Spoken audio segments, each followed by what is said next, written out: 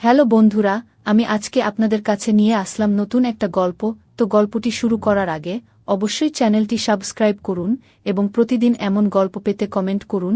বিশেষ অনুরোধ, হাতের কাছে টিস্যু নিয়ে বসে পড়ুন যাতে করে বিছানা নষ্ট না হয়। তো শুরু করা যাক আজকের এই গল্পটি।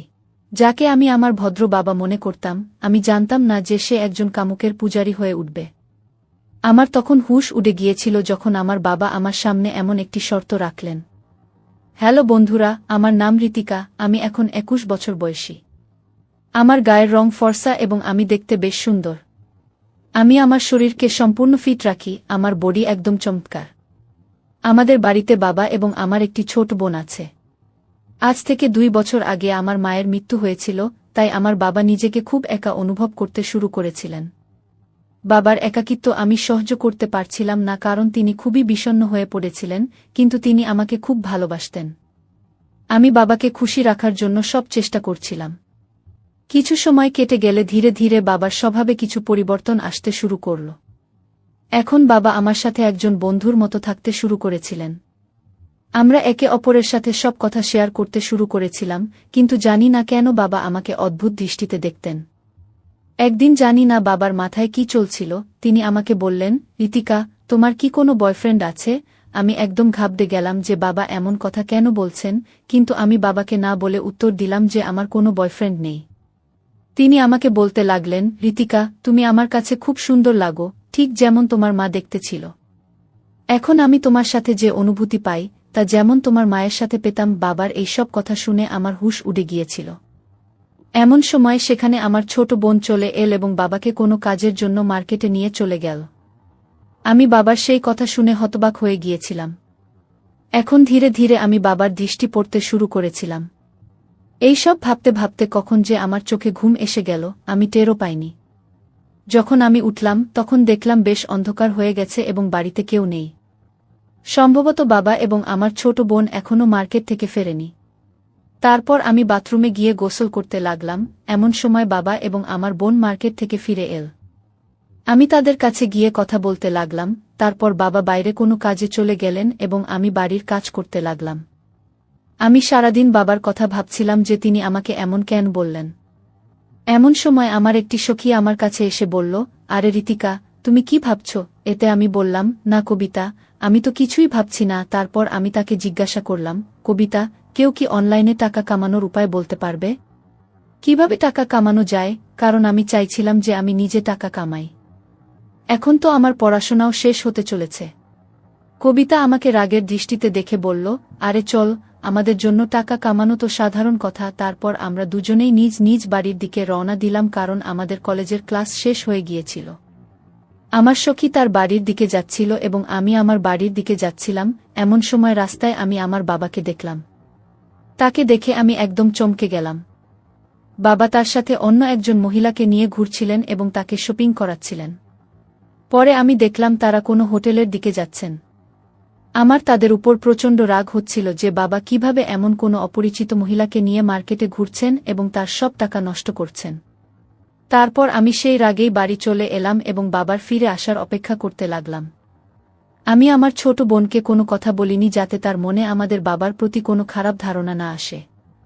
তারপর সন্ধ্যার সময় যখন বাবা বাড়ি ফিরলেন তখন আমি তার রুমে গেলাম এবং দেখলাম তিনি টিভি দেখছেন। আমি তাকে জিজ্ঞাসা করলাম, বাবা, আপনি মার্কেটে কার সাথে ঘুরছিলেন? আপনার এমনভাবে ঘোরা ঠিক নয়, কারণ কিছুদিন আগেই তো আমাদের মায়ের মৃত্যু হয়েছে।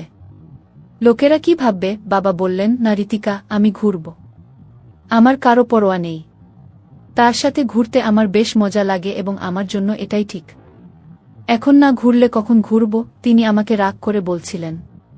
আমি তাকে অনেকবার বোঝানোর চেষ্টা করলাম যে আপনি এমন করবেন না, কিন্তু তিনি মানছিলেন না।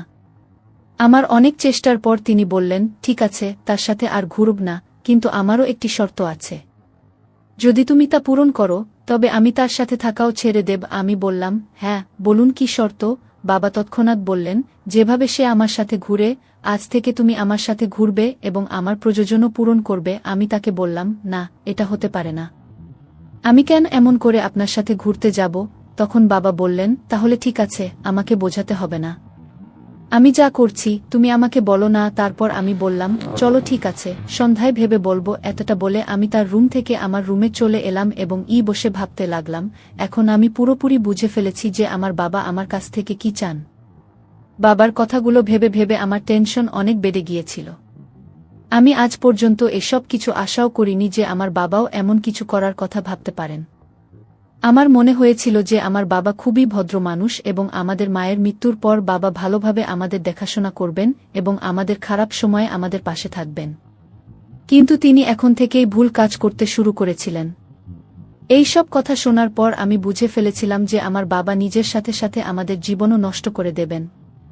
এই সব কথা ভেবে আমার হৃদস্পন্দন এত বেড়ে গিয়েছিল যে কেউ সামনে থাকলে সহজেই শুনতে পেত। তারপর আমার কয়েকদিন আগের কথা মনে পড়ল যে বাবা আমাকে কিভাবে দেখছিলেন। আমি পুরোপুরি বুঝে ফেলেছিলাম যে তিনি কি করতে চান। আমার কাছে খুব বড় সমস্যা ছিল যে এখন আমি কি করব।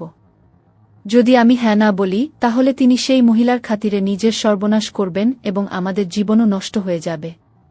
আমি বাবাকে এও বলতে পারিনি যে তিনি আমার সাথে স্বামী স্ত্রীর মতো থাকুন, কারণ দুনিয়ার চোখে তিনি আমার বাবা। তারপর হঠাৎ আমার মনে হলো যে হয়তো এই কথা ঘরের মধ্যেই থাকবে। এতে আমার ছোট বোনের জীবনও বেঁচে থাকবে এবং আমার বাবাও সঠিক পথে ফিরে আসবেন। এই সব ভেবে ভেবে আমি ঘুমিয়ে পড়লাম। তারপর যখন সকালে উঠলাম, বাবার ঘরে গেলাম। প্রথমে আমি বাবাকে অনেক বুঝিয়েছিলাম, কিন্তু তিনি আমার একটি কথাও শুনতে রাজি ছিলেন না। তারপর আমি তাকে বললাম, ঠিক আছে বাবা, আমি আপনার শর্ত মেনে নিচ্ছি, কিন্তু আগে আমরা শপিং করব। তারপর আমি বাবাকে বললাম যে এই কথা বাইরে কেউ জানতে পারবে না এবং আপনি আজকের পর কাউকে সাথে দেখাবেন না। তিনি বললেন, ঠিক আছে রিতিকা, আজকের পর তুমি যেমন বলবে আমি তেমনি করব। বাবার কথা শোনার পর আমি তার কাছে গেলাম যার সাথে আমার বাবা এদিক ওদিক ঘুরতেন এবং তাকে ভালোভাবে বুঝিয়ে এলাম। তারপর বাড়ি এসে আমি আমার ছোট বোনের কাছে গেলাম এবং নাস্তা বানাতে লাগলাম, কারণ আজ রবিবার ছিল, তাই আমাদের কোথাও যেতে হয়নি। তারপর আমি, আমার ছোট বোন এবং বাবা নাস্তা করলাম এবং তারপর আমি আর বাবা শপিং করতে বের হলাম। মার্কেটে গিয়ে বাবা আমাকে কাপড় কিনে দিলেন এবং নিজের জন্য কিছু কাপড় কিনলেন। সাথে আমি আমার ছোট বোনের জন্য একটি ড্রেস কিনলাম। তারপর শপিং করে আমরা একটি রেস্টুরেন্টে গেলাম এবং সেখান থেকে খেয়ে বাড়ি চলে এলাম। তারপর সন্ধ্যা হতে না হতেই আমার বাবা আমাকে বলতে লাগলেন, চলো এখন তোমার শর্ত পূরণ করো। তখন আমি শর্ত অনুযায়ী আমার কাজ করতে লাগলাম এবং বাবার সব কাজের খেয়াল রাখতে লাগলাম। সেই দিনের পর থেকে আমি বাবার সাথে একদম স্বামী স্ত্রীর মতো থাকতে লাগলাম। আমি বাবার একদম স্বামীর মতো যত্ন নিতাম এবং তিনিও আমার একদম স্ত্রীর মতো যত্ন নিতেন। তারপর আমাদের জীবনে যা হওয়ার তা হয়ে গেল। এখন আমার বাবা বেশ খুশি এবং আমিও পরিস্থিতির সাথে তাল মিলিয়ে বদলে গেছি এবং নিজেকে খুশি রাখতে শুরু করেছি। এখন আমার বাবা অনেক বেশি সঠিক পথে ফিরে এসেছেন। তিনি কারো সাথে ঘোরাফেরাও করেন না, শুধু অফিসে যান এবং বাড়ি এসে আমার সাথে একদম স্বামী স্ত্রীর মতো থাকেন। এইভাবে আমরা সবাই খুশি খুশি আমাদের জীবন কাটাচ্ছি। আপনারা সবাই আমাকে ভুল বুঝবেন না, আমাকে বাধ্য হয়েই বাবার সব কথা মেনে নিতে হয়েছিল। কিন্তু এতে আমার কোনো ক্ষতি হয়নি, কারণ যদি আমি বাবার যত্ন না নিই তাহলে কে নেবে? প্রায় 5 মাস পর আমার চাকরির জয়েনিং লেটারও চলে এল এবং আমি সেখানে চলে গেলাম। এখন আমাদের পরিবারও ভালোভাবে চলছে। আমাদের